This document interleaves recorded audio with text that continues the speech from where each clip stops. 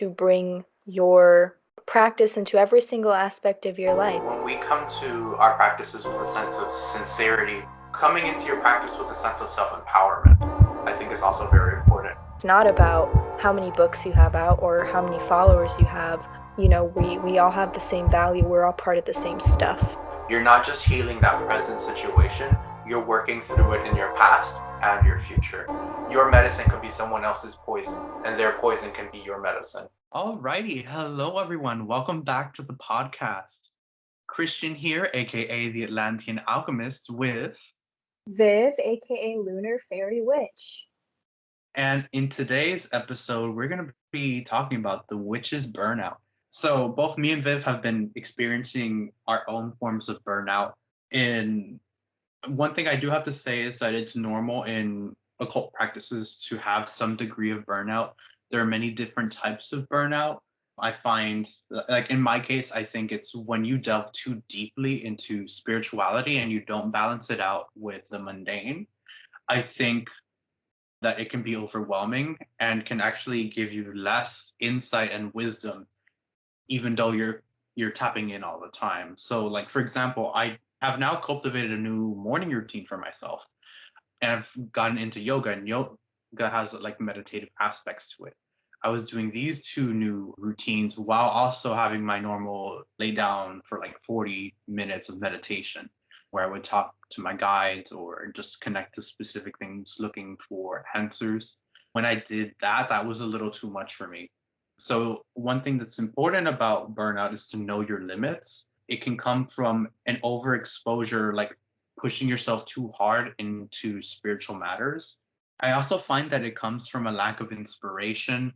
Like if you're not tapping into this constant well of inspiration, either from yourself or maybe those that inspire you, are kind of drawing back, and you kind of have to take a step back and kind of get an idea of where you're at and where you're going. Sometimes burnout is the process of you changing from one direction to another or being up leveled in some way.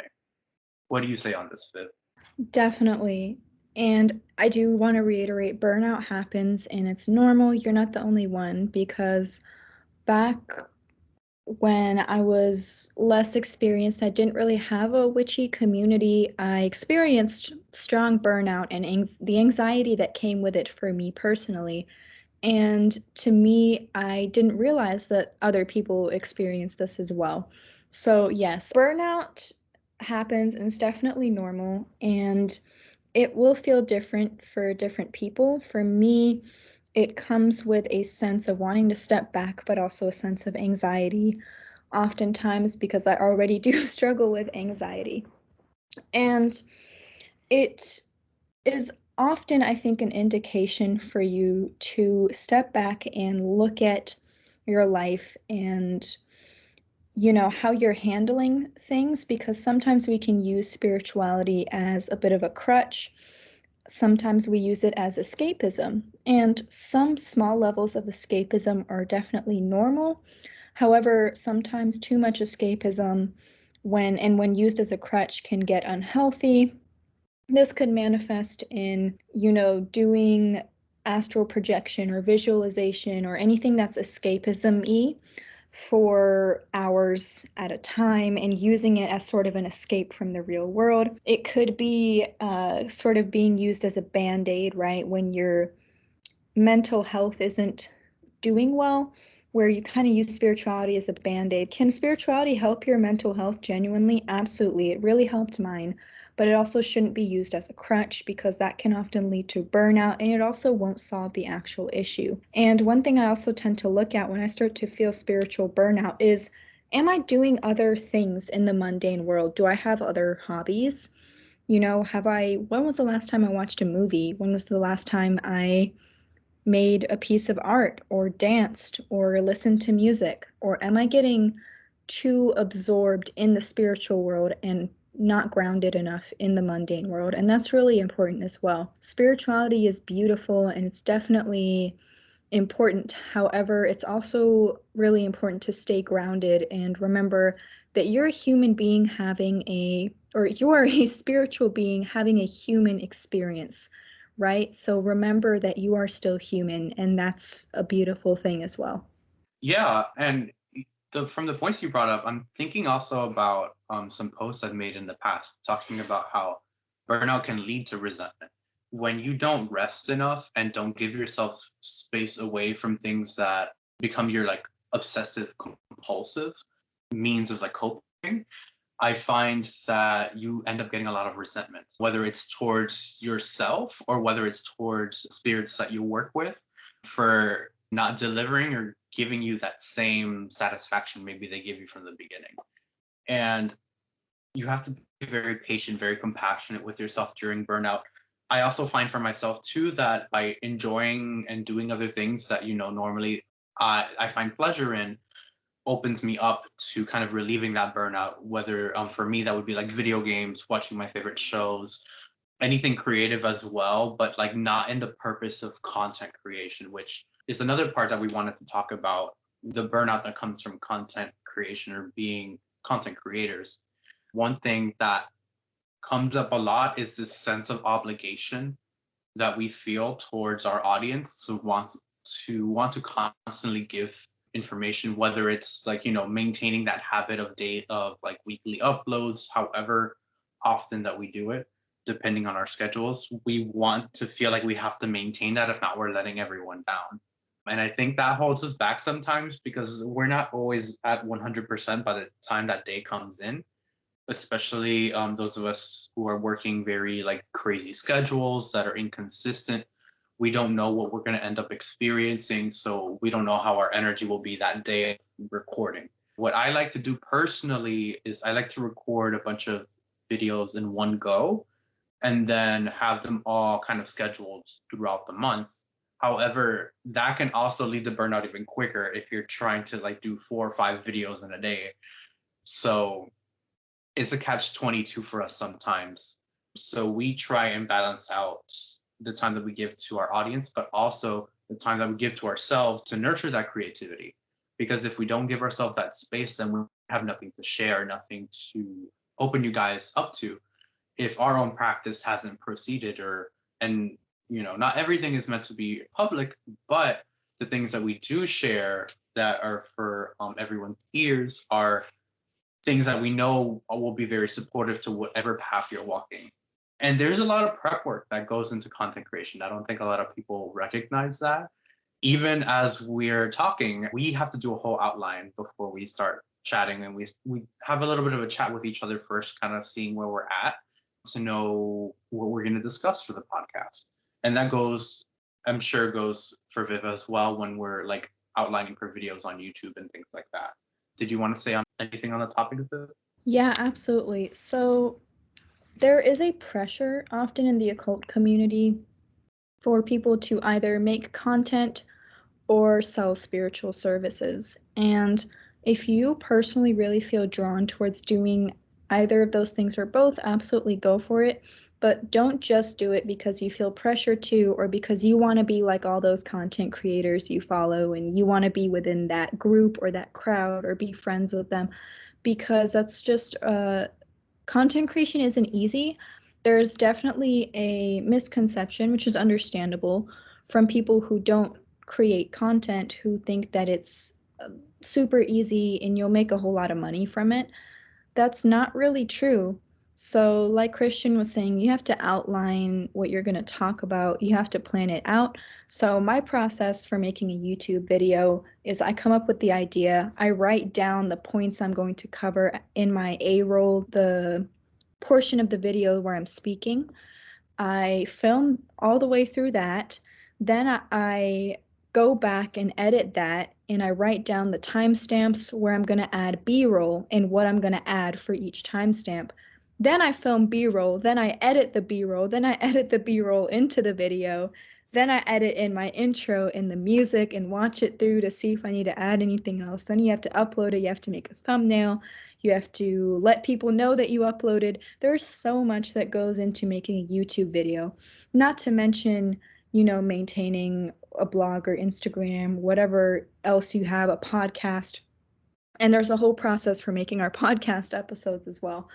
So my whole point with that whole spiel is that content creation is not easy, and it is very easy to get burnt out with that because there is a lot of pressure to be on every single platform, right? I was on TikTok for a while, and I don't know if I'm gonna make videos on there again, but I got so burnt out because there's a pressure on that app if you want to grow to post every single day. And there's also not much room for creativity because the algorithm only really pushes videos that use trending sounds. So really, TikTok is just everyone using the same exact sounds but adding different captions to it. And it's the most conformist app. It's built on conformity. And I was reading something about it was Satanism related and like nonconformity, and I realized I'm like, what am I doing? Why am I doing this to myself? I don't enjoy making videos on this platform. I was very burnt out already. I'm literally just making these and for what? And so I stopped making videos on TikTok. And you don't have to be on platforms you don't enjoy, but it is so easy to get burnt out when you're letting the algorithm pressure you into pumping out more and more and more content. At some point, yes, you're going to be editing or making content on days that you just want to sleep. It's probably going to happen at some point. But I want everyone to remember that your mental health is way more important than, making that Instagram post or even posting that YouTube video. And there's just a lot of pressure coming from people as well. When people with larger platforms, when they make a change to their content, I notice the comments judging them for it and, being angry at them. I even saw, I watched a content creator who cut her hair and people got mad at her for cutting her hair. So first off, content creators aren't objects. Just so you know, they're people. They're not for you to boss around, to tell them what to do with their hair and their body and their content. But second of all, it just goes to show that when you're a content creator, people feel that they own you and that you're just there for their entertainment. You're no more than a character in some people's eyes. And I know that sounds depressing, but it's just the truth.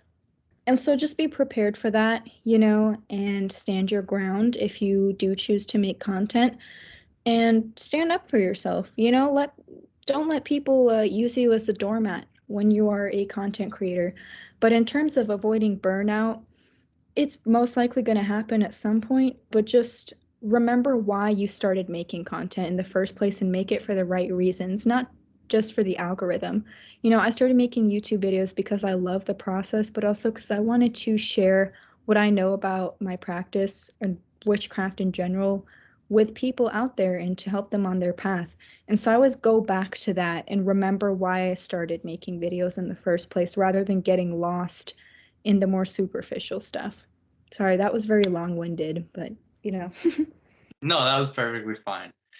Honestly, when you're talking about this, I'm just like, yes. Like when even me, I don't do a lot of editing on my videos. Sometimes I'll add an intro here and there, but it takes me just like 30 minutes to get through and create a thumbnail that has like really nice graphics that kind of coincide. And I also, and this goes for other content creators, there is a lot of issues with copyright infringement. So we can't just use whatever Google image that we have. We have to find crowned images, like the cleanest of stuff, and then have it fit within a specific format. And that goes with all forms of branding and stuff like that. I think people see these personas online of us, or they start to envision a persona, and they get caught up in that and forget that we're people. And even for me, like with my own services, I get exhausted of my own services. One of the services I don't offer anymore that I used to do mediumship readings. I don't like mediumship at all. I'm good at it, but it's one of those things that burns you out so fast when you're both the client and the spirit themselves are overly emotional and you're picking up on all of that. So everyone's just crying. And what do you accomplish when you're just constantly crying? And I think that's one of the reasons why I haven't pushed my own services, the ones I do have lately, is because I've been doing this past life reading for a while, but it burns me out. I'm great at it, but I only added it because other people loved it, and that's the one service people are most drawn to from me. But it's the one thing I don't like. Like I get very tired, very drained, and it seems very methodical to me. There's nothing exciting. One thing that I really love, that I've enjoyed, is scrying. Scrying has been a lot of fun for me, especially like scrying in a Black Mirror or through Fire. I get a lot more insight, and I find it's more unique. There's something different every time I do it. So those are some things that have helped me, like in the sense of like changing things up, making it more fun for myself. I think that when we get into a space of like you feel obligated and obliged, you've already lost the meaning of being a content creator. I think we have to keep a sense of fun and lightheartedness to it. If we get too serious, we lose touch with what we're doing in the first place when our heart isn't into it. And I had this in a bunch of previous business consultations where I've been told that there's a very big difference when you create content when your heart is into it and people feel that passion in that video versus you just discussing information versus teaching it. There's a very big difference in the heart and the way that you vocalize things and the way that you're animated. So if your content creators start to look like they're kind of like they've lost that animation and that spark, they're probably close to burnout. And that means that that's something they have to process, maybe create some space from. I find normally what I like to do is to take a step back and watch other people's content, be inspired by other people. What I'm finding often, though, I think maybe it might be both fatigue from the pandemic, but also being able to keep up with everything going on. I feel like there hasn't been a lot of new content, like new information being put out. I've been seeing a lot more rehashed information, which has been draining for me personally as well. Like I'll get into books and I'll read them and I'm just like, oh yeah, this book is going to be amazing. I go through it and I'm like, wait, I just read like 3 chapters of stuff that I found in like 3 other books that I've read a long time ago already. Like sometimes we just need new information. A new perspective on old information is also valuable as well, which I still have trouble finding as well. So I'm very picky about books. And normally it's when you go to like bookstores and stuff like that, they have the more generic or the more 101 beginner ones. For whatever reason, I find more advanced books on Amazon or like online shopping in general, which I really enjoy. And I mean, granted, I prefer to shop in other places other than giving Jeff Bezos more money for his song and my Amazon Premium or Prime or whatever. So it gets to a point where even reading books has been exhausting, and I just want to like draw back and like play video games. And even then, with this pandemic, there hasn't been a lot of new games out. So it's this weird, like, complete drought on inspiration for me personally. What about you, Viv? So I definitely feel you with the books. Online shopping, you can get the most niche books. You can get books on chaos magic, Luciferianism, I don't know, trad witchcraft, and then you go to Barnes and Noble and 90% of them are like Wicca 101, spell book, yay, ooh woo. And there's one Barnes and Noble kind of a little bit of a drive from where I live, but my local one is kind of trash. The only good books I've seen there that I bought were Magical Tarot and Year of the Witch. Those are really good. I bought those there. But other than that, they're all like Wicca 101 type books, right? We're past that. There's one a little farther, like in the city, that's a little bit better.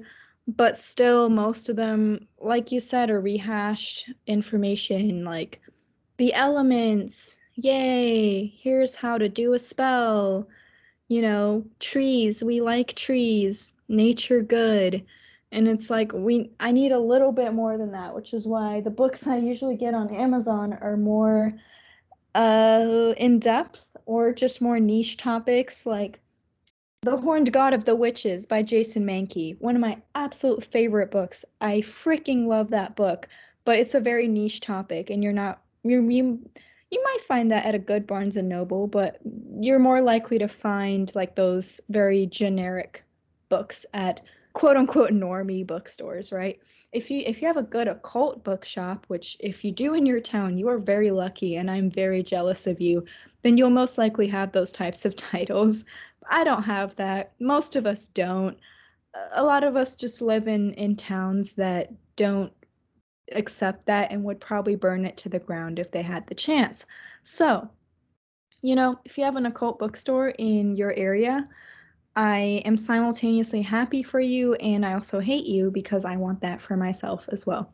So yeah, that's the problem with a lot of occult books at generic bookstores. And then when it comes to like secondhand bookstores, a lot of them have like one book on the shelf in the magic section because, no one else around you practices or something like that.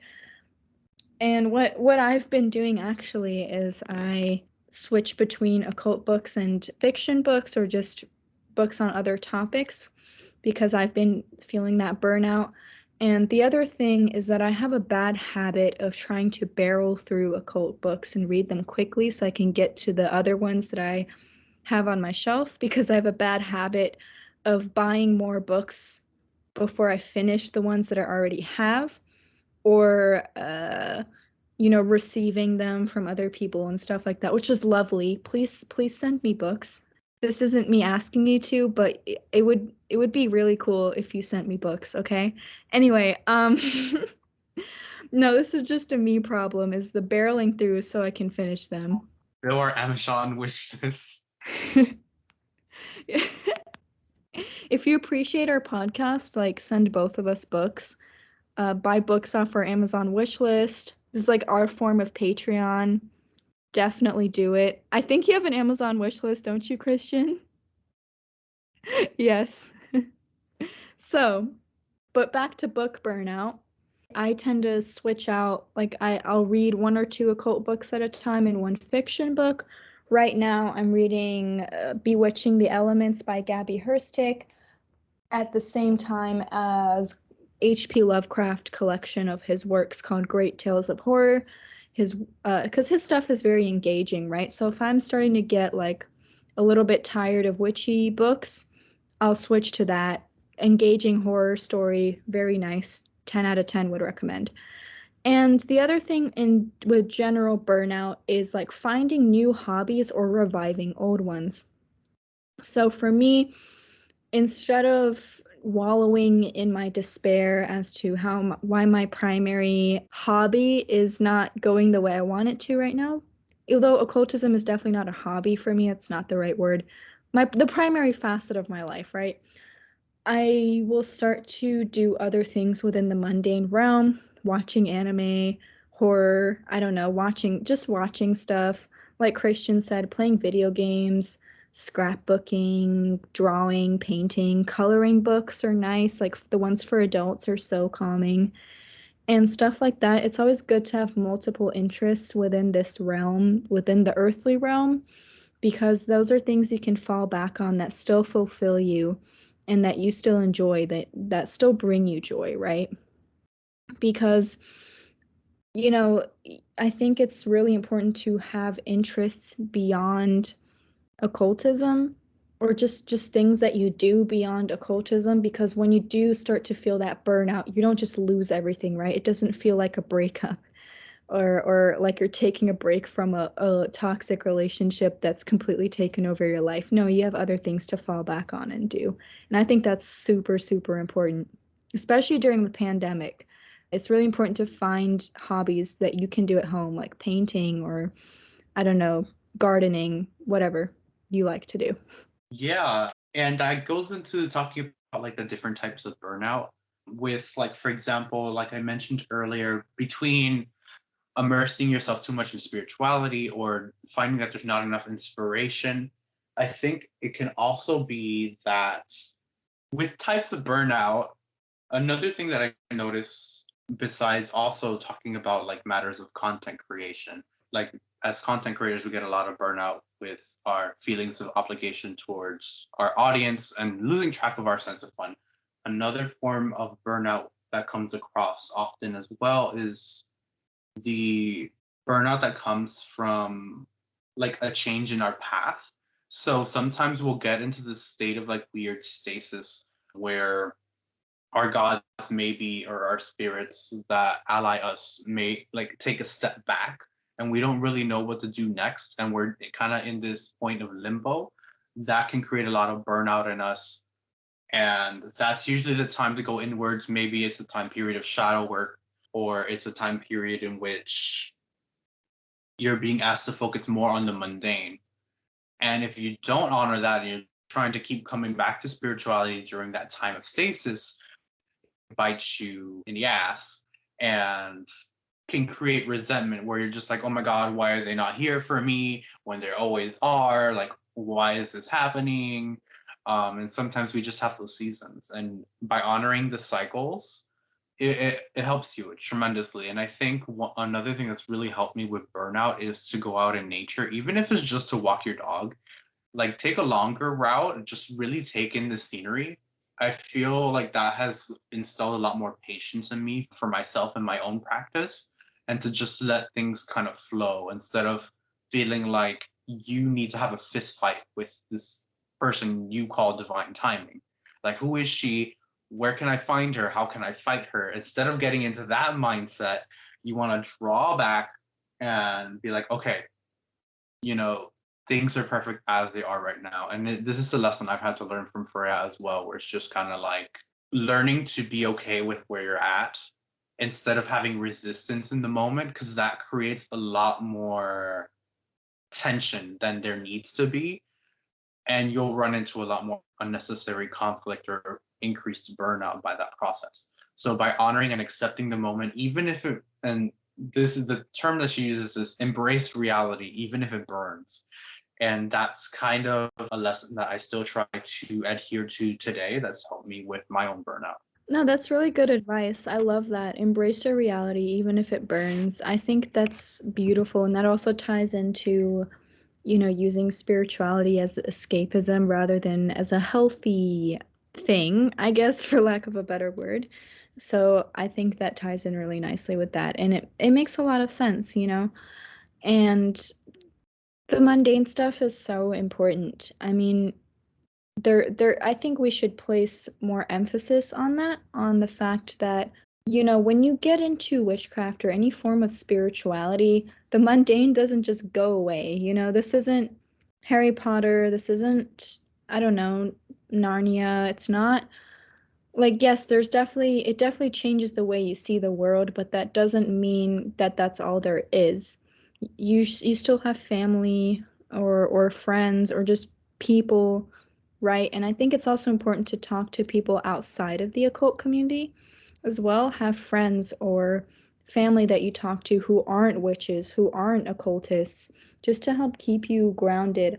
Listen to podcasts. Yeah, listening to witchy and occult podcasts like ours is great, but also sometimes listen to something different, true crime, I don't know, psychology, something self-help, I don't know, something that's different as well, just to keep your horizons expanded, but also to help prevent that burnout, because so that you can give your brain more stimulation than just one thing. And because that's bound to end in burnout. And this isn't just with spirituality, this is with everything. Whether you're an athlete, you can't only think about your sport 24/7 and only preoccupy your life with that without getting burned out. You need multiple things to kind of at least try to keep yourself balanced if you can.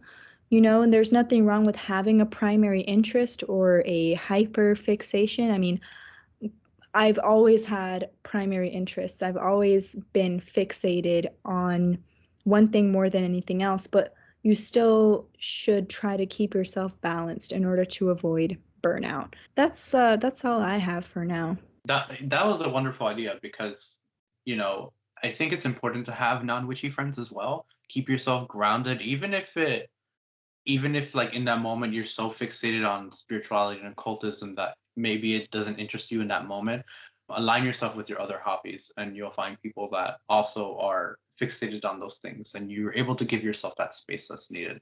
But that's it for today, guys. I hope that this has given you some inspiration on how to take better care of yourself if you're experiencing any burnout. You could find me, the Atlantean Alchemist, on YouTube, on Twitter, on Instagram, and you could find Viv as the Lunar Faery Witch on YouTube, and Continuous Death with the number 3 as the E in Instagram and Twitter. So I will see you guys in the next episode. Thank you guys so much for listening.